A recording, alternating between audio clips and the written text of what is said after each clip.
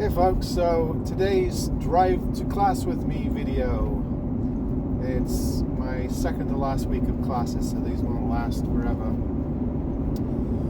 A couple of weeks I did So You Want to Be a Luthier or Guitar Tech video that, got some attention. I had some nice feedback from that. People weighed in. And a couple of people asked me, including a real in-person customer, well, say I don't want to be a luthier. I don't want to do this for a living. I just want to do what you do, have a guitar channel and find a way to make it pay for itself. So I thought, yeah, I'll take the bait. I'll answer that question.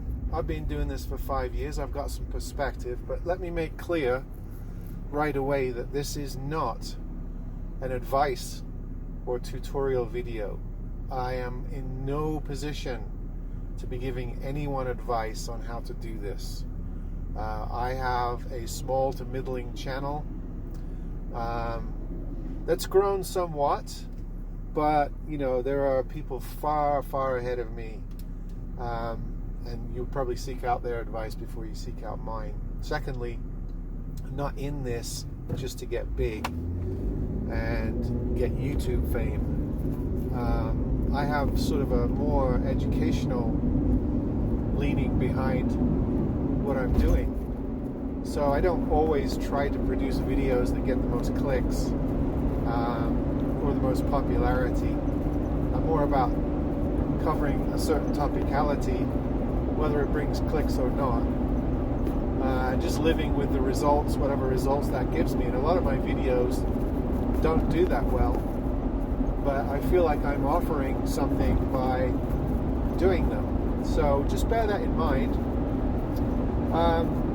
So what do you need to do if you want to become a YouTuber in the guitar world? Well, the first thing you need is patience.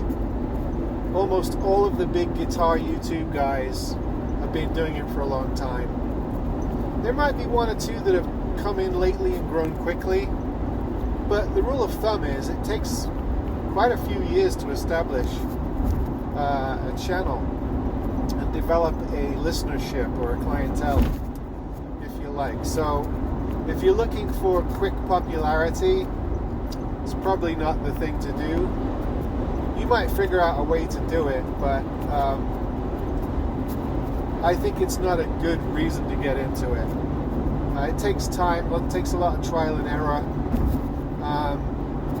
And people are loyal to the channels they go to. It takes a lot for you to sort of gain their loyalty and get them to watch your stuff as well, which is understandable. So the first thing you need is patience. The second thing I would say, you don't necessarily need, but I think it helps, is have a niche.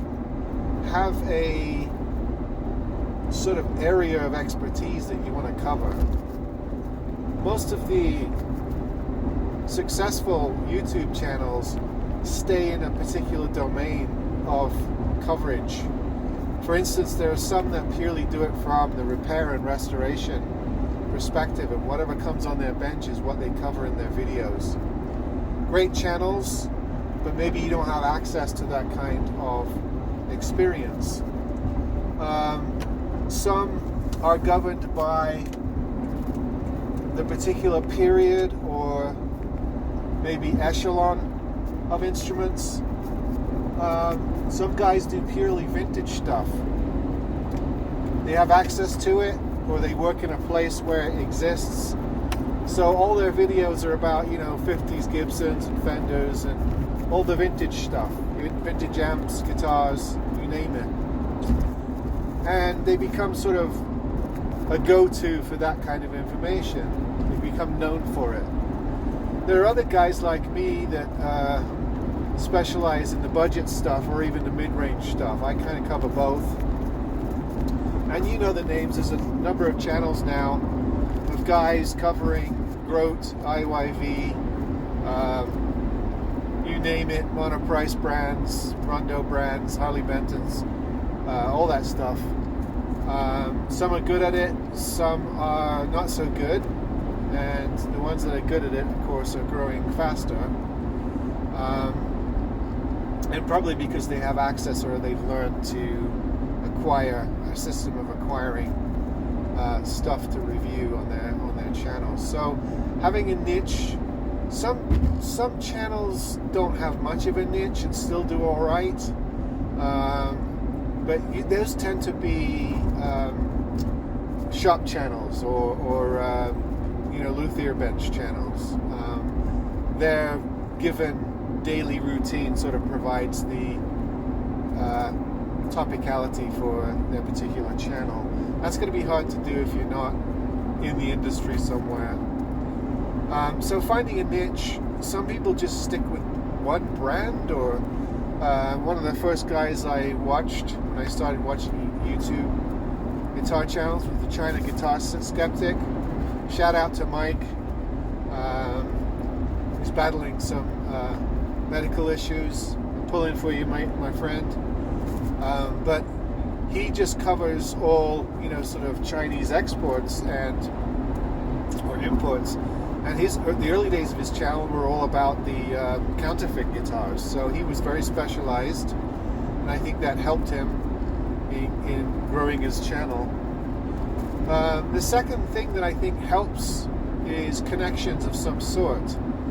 You'll notice that the channels that get big have easy access to products. So, your Andertons, all your shop channels, where guitars are just there all the time. They can just shoot videos of whatever's in the shop. Others don't have that. There are lots of just private guitar guys who have grown decently sized guitar channels, but they have connections. They are able to find guitars at discounts, buy them wholesale, and I guess I fall into this category a little bit. Or they develop their channel enough to where guitar companies are sending them review guitars for a specific review on their channel. And we all know the names of those. There are quite a few of them now. I think it's a lot harder for just a guy that loves to play guitar, that doesn't really have any inside connections, just starting a YouTube channel, because you've got to buy all your own product, and then you've got to be able to recycle or move on the stuff you decide not to keep. So I guess a third thing that helps is if you have wealth or funding, or money's not an obstacle for you to do this. I suspect there are one or two channels of guys that just seem to have unlimited funds for collecting guitars and doing reviews on them. That they either have a regular job that sustains the channel, or they've got funds to cover it, or they've quickly found out a way to make it work financially. So obviously it takes a while for you to develop a following and to be able to monetize your channel. So you're not going to be getting checks from Google AdSense for your royalties or your ad revenue, probably for the first couple of years of doing a channel. You're probably not going to be big enough to set up a Patreon account and start earning revenue that way either. So you got to find a way, of course, to be able to not only bring product in, but obviously you can't keep it all. Although there are some guys that look like they keep it all, looking at the walls on their videos. But for me, it doesn't make. I don't have the room, so a lot of stuff I have to be able to liquidate, and so it takes a while to sort of set that up. If you have some sort of funding or way to do that, or you are set up with selling channels to be able to sell on stuff that you don't want to keep for yourself, and maybe pour that money back into your channel. It takes a while to set up all that sort of stuff, and I think a lot of small channels fall by the wayside because they can't make it work. They can't make ends meet. Otherwise, it's going to be eating into your family income and your spouse is not going to be best pleased that you're buying guitars all the time for your channel. So yeah, some sort of connection, maybe some sort of fund source, or a business model to where you can sustain what you're doing. Although I am not a technical geek, and I often rail against the really clean production, slick, almost TV quality channels that prize their video production over their substance, I will say that having some technical prowess does help. You probably attract more people to your videos if they're well produced, if the sound's good, if the camera's good. I've suffered in the past probably from not having good enough equipment, not having a good camera source or even the best audio, and trying to make it up for it with topicality sometimes can help a little bit, because people will put up with poor audio and video if your content's good to a point maybe, but I think good production is probably a good idea.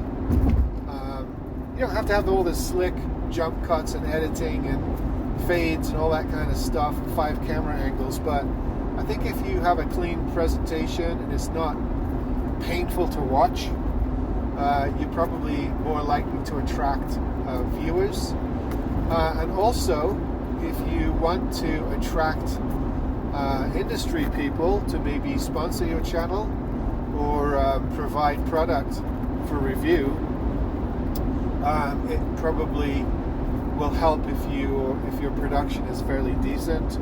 I did have one company approach me about representing their product on YouTube, and I hadn't decided to do it or not, but before I could make the decision, I think they opted to go with someone else because they had better video production, and I think that someone else has stopped making videos, so I don't know what happened there, but my point is that it's probably a good idea to at least have reasonable equipment and video production that is not painful to listen to or watch. What else could I say about having a channel? I think, and this people will disagree with me here, I think that the guitar YouTube channel is getting pretty saturated. There are more and more people starting up. There are more people flooding in. So there might be a temptation to be clickbaity to get attention. I mean, if you put out a guitar video, it automatically becomes competition with 100 other channels that put out a video that day. So you're competing with all these other channels of similar content, and they're better known than you. So the temptation is to go full clickbait and have alluring titles and cover controversial material. However, to be honest with you, I think a lot of channels, they go too far in that direction, and I see the titles and I immediately think to myself, oh, not another one of those. I'll watch something else. So it kind of works against them a little bit. You're creating what you think is clickbait, but you're being so predictable that you're actually putting yourself in competition with more people for doing that. I think a better idea is just the old-fashioned standard of just producing good, thought-provoking material that is well stated, well thought out. I mean, write a script if you have to, have note cards if you have to, but I think it's better to just have good, worthwhile content rather than going for some sort of gimmick approach. That's just me. People may disagree with that. And I've said many times on this channel, YouTube is not a meritocracy. Therefore, there are some very good YouTubers that don't get the acclaim they deserve, and there are some what I consider to be rather average cliche reviewers that seem to have a better following than they deserve. So I may be wrong on that. Maybe the idea is to be as clickbait as you can, and callous in that respect. Just get people to your channel any way means you can, and then work on the content. So maybe you'll come up with your own particular theory on that. However, I come from a teaching perspective, and I would rather have a really good class that has a really well-designed curriculum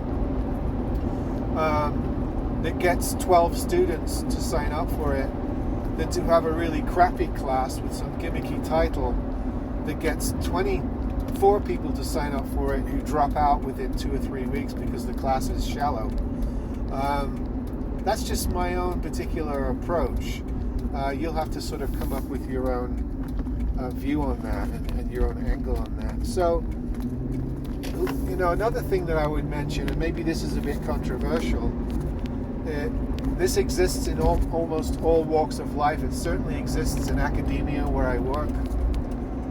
It certainly exists in a lot of business places where I have worked. And I think it exists on YouTube. And that is, there is profiling that goes on, and ageism and sexism, and probably xenophobia even to a point, comes into things in ways that we don't want to admit. Now, I'll leave the whole race thing alone, because it probably works differently for different places where videos come out and for different subject matter, so I think it's too complex to get into here. I will say though that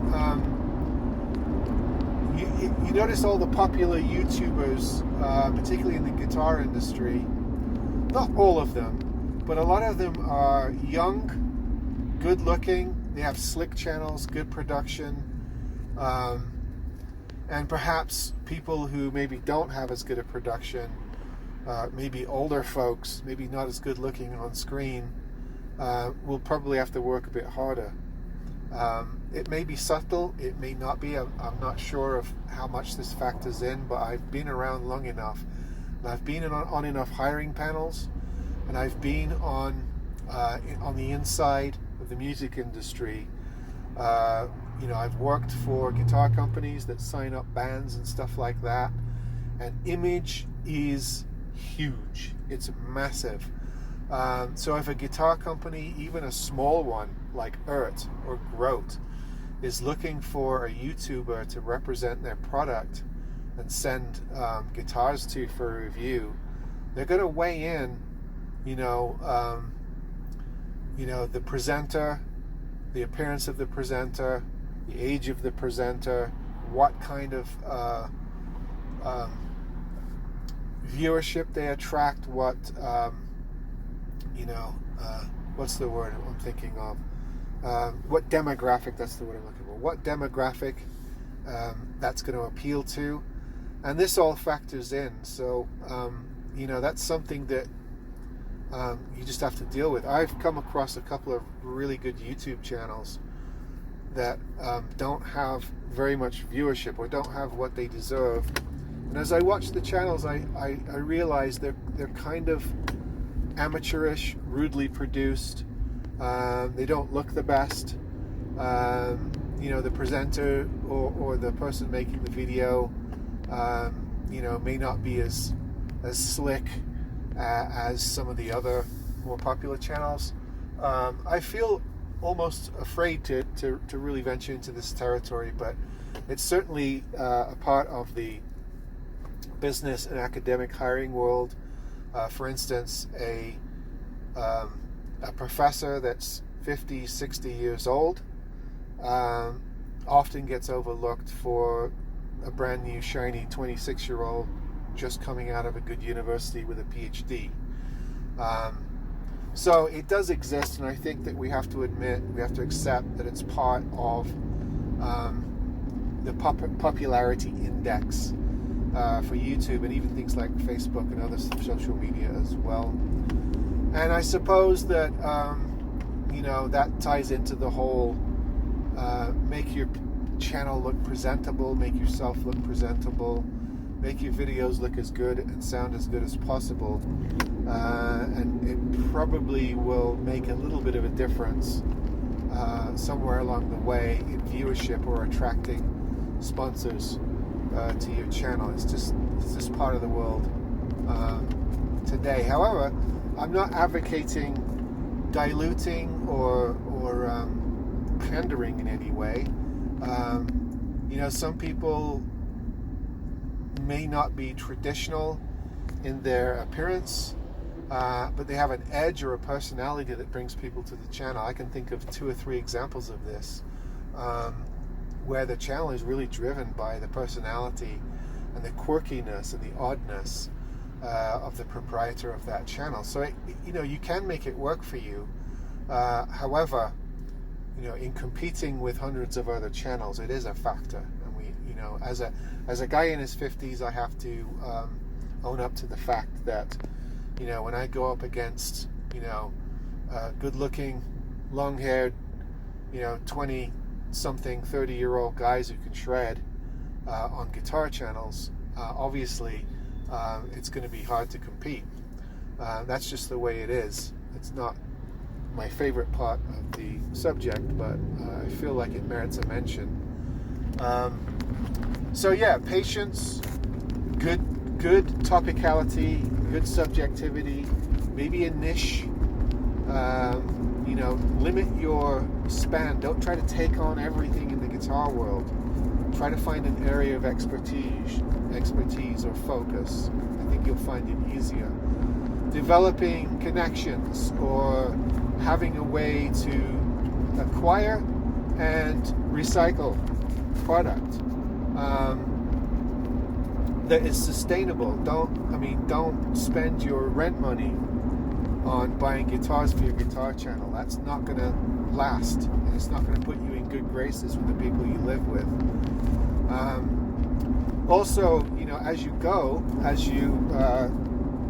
have a channel and build up a community sense, you will pick up connections along the way, either with other YouTubers or with industry insiders or people who work at guitar channels, guitar companies, maybe even sellers, wholesalers, whatever you need.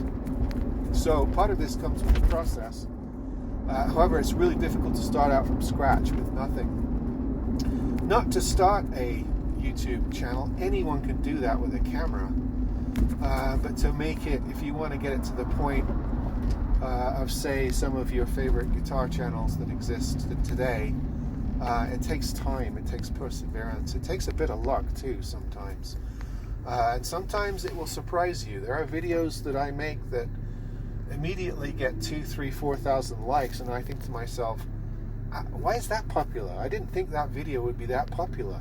And then you'll make another video of a guitar that you think will drive people to your channel, and it'll sit on 100-200 likes for weeks. So yeah, it's often surprising. It often isn't logical, and you're also a not slave, but you're limited to the algorithms built into the YouTube system. So for instance, when I put out a video, I don't get the same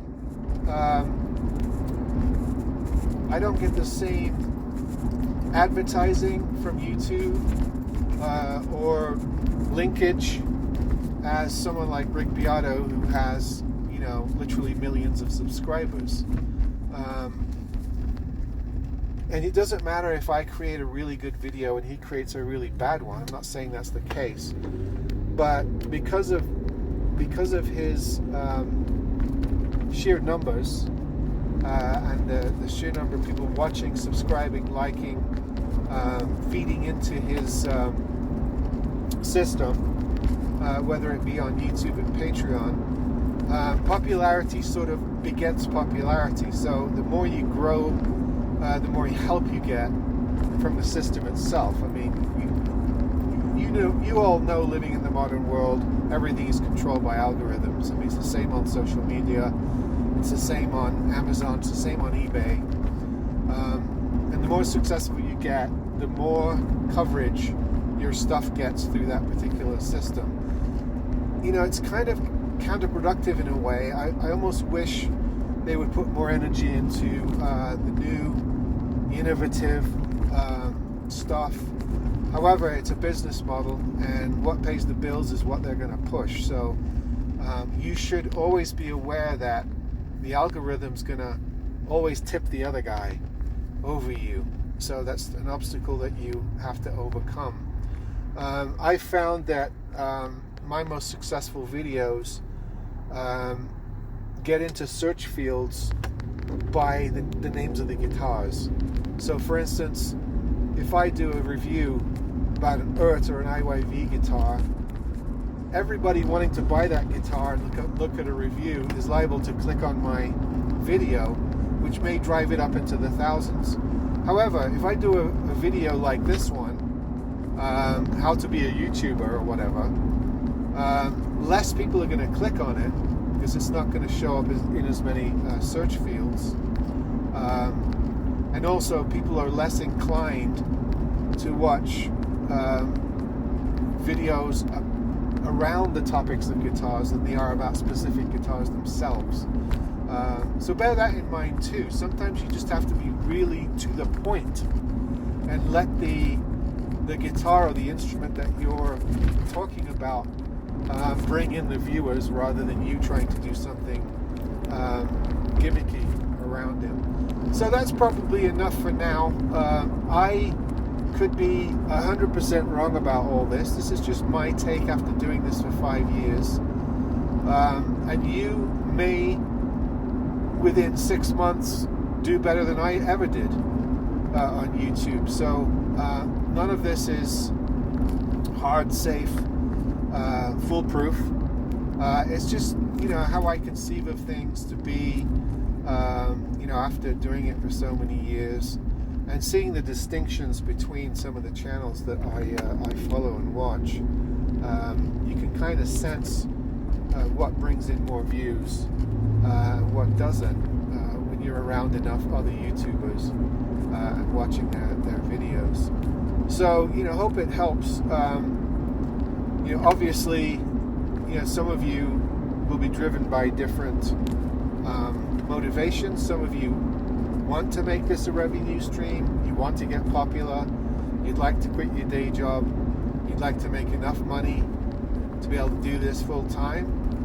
And some of you, you just like guitars, and you're not necessarily, wanting to do it full time. You just want to do it for fun. So obviously, those are two very different sort of models for being a YouTuber. And the striations, the levels between success are crazy.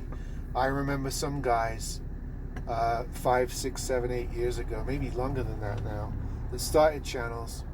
All they had was a mic and a camera, and they did all the filming themselves. They did all the presentations themselves. And 7, 8, 10 years later, they've got a office space they're shooting videos from. They seem to have all the modern equipment for slick editing. They're like little TV studios, and they have staff. There are YouTubers now that have staff, that have people, a cameraman, a sound guy, people coming up with their content, or writers, or maybe even a couple of co-presenters on their channel. And to be able to do that, they must grow quite large and bring in quite a lot of income, because they're no longer just paying their own salary. They're paying for the people around them as well.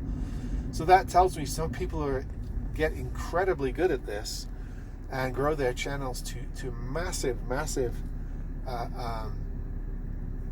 to a point where they're earning tons and tons of money, to where they can build a little empire.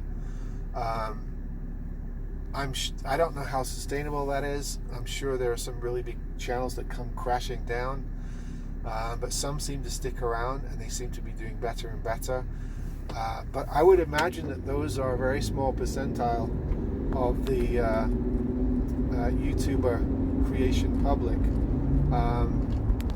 For every guy that's got a crew and a small TV production studio, cranking out videos to millions and millions of people, there are probably thousands and thousands of YouTubers that never get anywhere near that level. So, like everything else, everybody has a ceiling. Every topic, every area has a different level of saturation, and the algorithm's going to work slightly different for you in that area. So it's all a bit of a crapshoot, really, and it's all timing. The guys that now have mini TV studios, they just got in at the right moment, and the whole YouTube thing boomed, and they just happened to be there at the right moment. It doesn't necessarily mean that their channels are better than people who didn't make it. A lot of this is timing and luck as well. So, just kind of keep that in mind. Experiment. Don't take it too seriously. Give it a try. If you like it, do it. If you don't, if it's too painful, do something else. All right, folks. Enough of that twaddle.